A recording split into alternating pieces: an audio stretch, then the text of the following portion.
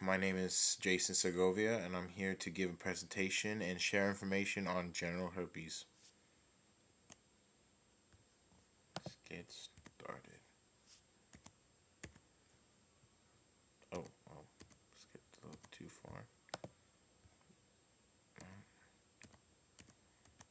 Okay. First off, let's get definitions clear between what's chronic and what's infectious. Infectious diseases are caused by organisms that are typically live in and on the body. Some of these organisms are like bacteria, viruses, fungi, or parasites, and can be passed from one person to another person. Chronic diseases, however, at least last for typically a year or generally worsen over time and are sometimes controllable but not curable. Uh, these conditions these conditions are long lasting and can cause risk factors like poor nutrition and physical inactivity. So through time, you with an immunity that's worsened through the years can create fatigue and uh, just a person to be prone to more more diseases down the line. Right here we have is infection diseases on the left and um, chronic disease on the right. This is just a small little example as to an idea of what you're looking into. Infectious diseases would be typically your airborne diseases, your viruses that are typically connected to the host. They feed off the body, live off the body. Chronic diseases, they're more likely just um, they just they just feed off the body and worsen through time, and through that they weaken your immunity system. They both really weaken the immune system, but chronic diseases last more prolonged in the body in the human body. Um, the diseases, like I said, I'm here to share is general herpes, which is caused by herpes simplex virus (HSV).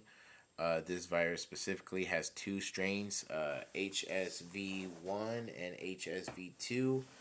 Both viral strains can affect the mouth, genitals, and skin of the person. So right here we have a small example as to what symptoms to look out for, or contagious infections to be aware of. The left shows simplex virus 1, HSV1, typically above the waist, more outside of the body, clothing area. Really, it's more where your small fluids leak from your outer pores, so you'll be your corner lips, your eye sockets, your ears, maybe possibly, and just just wherever is prone to moisture, I would say too as well. So right here, there's an example of the mouth. They have cord sores around the corners of the lip. Could be inside of the lip as well. Could be hidden. Could be out of sight. Just as the example on the right, herpes simplex virus (HVS) 2, which is typically below the waist. It is between. We have an example of a male genitalia that has clear examples of an infection going on.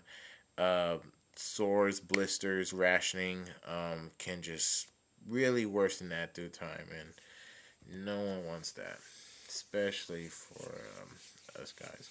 So, what's um, is this disease chronic or infectious? That is a good question to ask. General herpes is actually both chronic and infectious. However, it leans more on the chronic side than it does on the infection side because the initial outbreak remains in the body and reproduces through time. Also, is very infectious in ways that the virus can also be transmitted to others during periods of viral activity. So a little bit of both, neutral really. Um, The symptoms of HSV usually are caused by lesions, cold sores on the side of the initial infection. Includes rashes in the genital area. Signs of blistering can also bust, tear, leak pus, spread the fluid, worsen the infection. Scab formations around the area can cause the itchiness and burning and sensation when peeing. So if someone is experiencing such symptoms like that and they just unaware and they continue to like just like me just scratching my nose, like if they continue to just continue scratching and spreading the fluids, they will spread that infection and it will worsen severely. However, when a person does not have symptoms, the virus can be present on the side of the infection, leading to the mouth, genitals, or skin, which can be transmitted to another person without them knowing they are infected. So even just a small little cut, even just a small little sore, still take no risk. You don't know if that's really a hygiene problem or if that's really an immunity problem, and it's good to just keep it to yourself for the meantime. Genital area, genital herpes symptoms. So these are, like I said, this is the basic listing as to small symptoms someone can experience. Pain during urination, fatigue, small blistering, fever, headache, pain around the genital area, itching. Can't say my words right now. Allergies. Okay, so what are the effects of the disease and how a person can be affected by such cause? A person that is impacted by the disease can be known or not known that they are being affected without any evidence of symptoms. However, prevention is very important to protect against against HSV, but they aren't fully 100% effective with condoms, as the virus can be spread even without any evidence of sores or lesions. So it is possible to prevent it. There's also more ways to prevent it than just you know condoms along in the long run. Yes, condoms can prevent it, but it can prevent any other areas that aren't protected. So fluids that are contracted in the mouth, and through activity can such as sex can also lead to a dangerous risk factors. This is there a cure? Is it treatable? The disease can be treated with antiviral medication to shorten and reduce its risk of transmission. There's no cure for genital herpes because the virus that causes it can hide its nerve cells for long periods of time, meaning that even if an antiviral drug destroys some active parts of the virus can remain dominant in the body and reactivate later, thus making it chronicle or chronicle, making it in the subject of a chronic disease. My phone. Some behavioral choices that can lead to the disease. Choices that can lead to genital herpes depends on the personal way of living. Physically, a person that has poor hygiene and doesn't really care for their physical care is most likely to have lesions and cold sores as a start around their genital areas and or mouth and skin.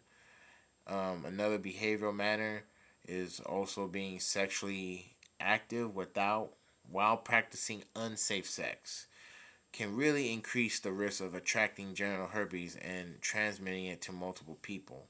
So these two are the most common, I guess, way of contracting HSV, especially in younger crowds of generations to come when they are as educated with such, practices of safe sex and good hygiene can really become a risk factor to HSV.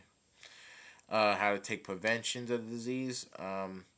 there are many steps in the ways that are being taken.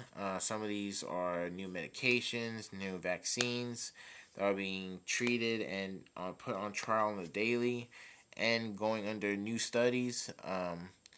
More promo commercials that share the message of safe sex and the the dangers of HSV can also be really seen in almost every channel on your television, media, magazine cover, and in most parts of your grocery stores or like your convenience stores, condoms are always even your college campuses. It's especially big in younger crowds that condoms have been kind of promoted in ways for safe sex and protecting the health of younger people, or not even younger people, just people in general, really, but mostly younger people. Um, One way to really know for sure of some diagnosis to clarify is, if you feel some type of symptom, go to the clinic, get diagnosed, and if it's comes out positive or not, know the potential risk you have with you and your partner. Even if you're planning to conceive a child, know the risk of the child for the child. So these are small symptoms of how some of these can play out. Some of these symptoms show just like home treatments. So there's not really much, but just to really kind of just maintain it for now. Um, don't scratch it. Ice pack, anti cream, and medication. Always keep your hands clean. Good hygiene. Uh, Stress relief was a really big one. I can relate this to a high level. Stress relief is very crucial to keeping a positive and healthy mental state, to where your body just releases that good endorphin that strengthens your immunity. It's always good to think good and feel good, and even when you're not. And this is a summary chart as to everything we just broken down to, um, from infections to treatment. This is just a typical book study graph, little summary I put on here from my research. These are my three main sources. That little summary chart is linked to the third um, link right here on page 123. Shares a lot more about HSV, and it has as well um, other diseases that it goes over, such as gonorrhea, um, syphilis, and more on to that. And I